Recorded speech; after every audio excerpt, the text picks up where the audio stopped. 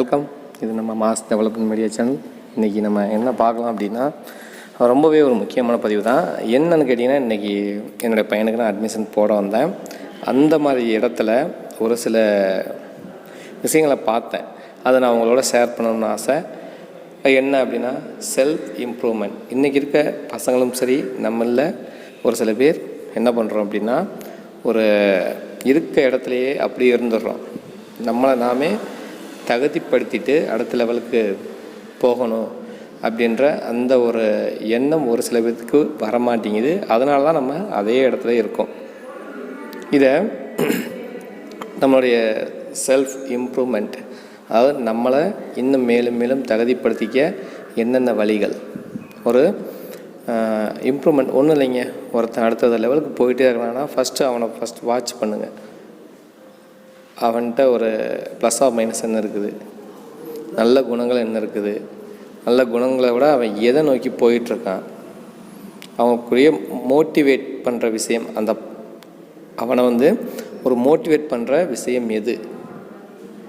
நீங்கள் சூஸ் பண்ணுற ஒரு ஒர்க் ஆகட்டும், ஒரு படிப்பாகட்டும், எனிஒன், ஒரு ஆன்லைன் ஜாப்பாக இருக்கட்டும், எனிஒன், அதில் போகும்பொழுது உங்களுக்கு தேவையான உங்களை தகுதிப்படுத்திக்கக்கூடிய அந்த ஒரு விஷயம் என்ன அப்படின்ட்டு அதை தெரிஞ்சுக்கிட்டு அதில் நீங்கள் இம்ப்ரூவ் பண்ண ட்ரை பண்ணுங்கள்.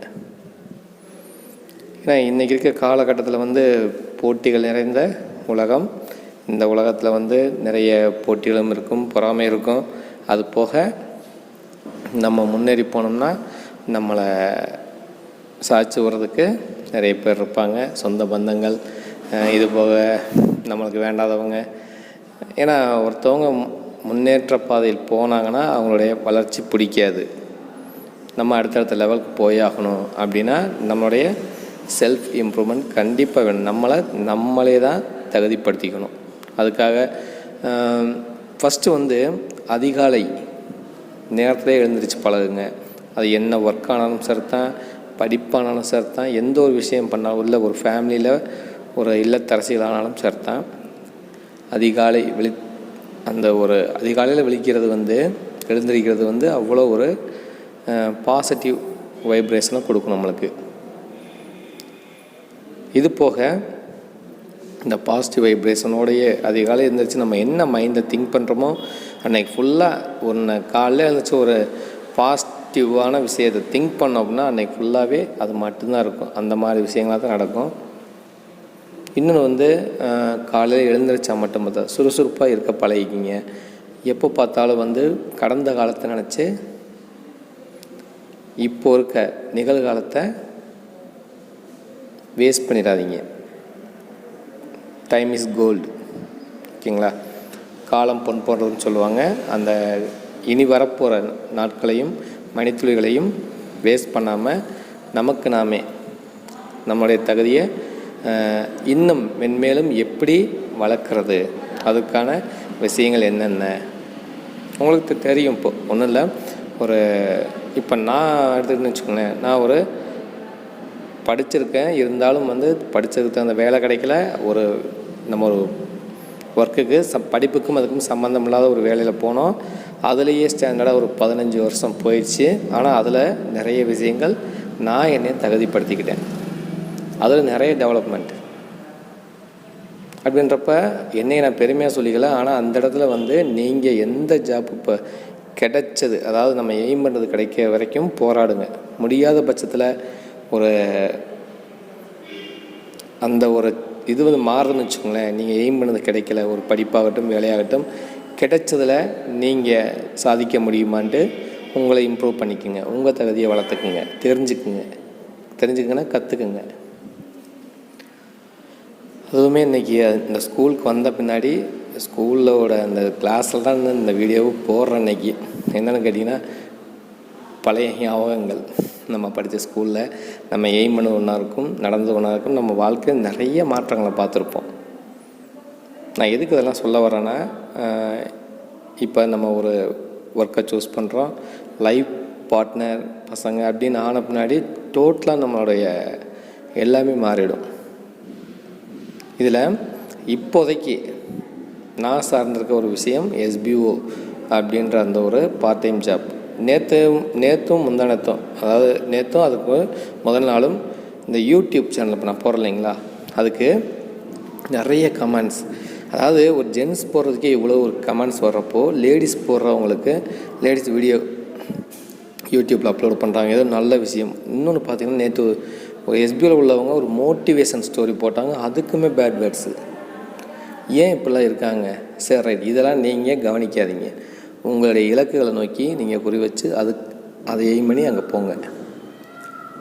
உங்களுடைய கவனம் வேறு எதுலேயும் திசை திரும்பக்கூடாது. உங்களுக்கு பேட் கமெண்ட்ஸ் பண்ணுறாங்களா, அவங்கெல்லாம் ஒரு நல்ல குடும்பத்து பர்சன் கிடையாது. உங்களை திசை திருப்பக்கூடிய, உங்களை முடக்கக்கூடிய ஒரு விஷயத்த அவங்க செஞ்சிட்ருக்காங்கன்னா அவங்களுடைய எய்ம் என்னவாக இருக்கும்? அவங்களுக்கும் அவங்கள வளர்த்துக்கணும், அவங்க ஃபேமிலியை டெவலப் பண்ணணும், ஒரு நல்ல நிலைமைக்கு போகணும் அப்படின்லாம் அவங்களுக்கு திட்டங்கள் கிடையாது. அடுத்தவங்கள குறை சொல்லணும், அவங்கள டவுன் பண்ணணும். முதல்ல அந்த இதெல்லாம் பார்த்துருப்பீங்க, குதிரையெல்லாம் பார்த்துருப்பீங்க. அதுக்கு அந்த கண்ணுக்கிட்ட ஒன்று கட்டி விட்டுருப்பாங்க. அதாவது வேறு எங்கேயும் பார்க்காது, அதோட இலக்கு ஒரு பாதை போகுதுன்னா அதை மட்டும்தான் பார்க்கும். கிட்டத்தட்ட நம்ம இலக்குகளை அடையிற வரைக்கும் நம்ம ஒரு குதிரை போன்ற வேகத்துடனும் நம்ம அந்த கண் பார்வை நேரம் எங்கே இருக்கோ அதை நோக்கித்தான் போகணும். இந்த மாதிரி இடைஞ்சல்கள் வரத்தான் செய்யும். அதெல்லாம் நம்ம சமாளித்து அடுத்தடுத்த லெவலுக்கு போகணும்னா உங்களுடைய செல்ஃப் இம்ப்ரூவ்மெண்ட், உங்களை தகுதிப்படுத்திக்கிறது ரொம்பவே முக்கியம். இன்றைக்கி வீடியோவில் வேறு எதுவும் கான்செப்ட்டு நான் எடுக்கலை. என்னென்னா இந்த ஒன்றும் இல்லை, என்னோடய பையன் மூத்த பையன் பார்த்திங்கன்னா காலேஜில் இப்போ போய் நேற்று போய் அட்மிஷன், இன்றைக்கி பார்த்தீங்கன்னா 2வது பையன் +1 அட்மிஷன். இதெல்லாம் தாண்டி ஒரு ஜாப்க்குள்ளே இதெல்லாம் நம்ம லைஃபுக்கு நம்ம பசங்க அப்படின்னு போயிடும். இதெல்லாம் தாண்டி அடுத்த இதுன்னு பார்த்திங்கன்னா நம்ம சார்ந்திருக்க ஒரு ஒர்க்கு, ஃபேமிலி, இவங்களை டெவலப் பண்ணுறதுக்கு என்ன ஒரு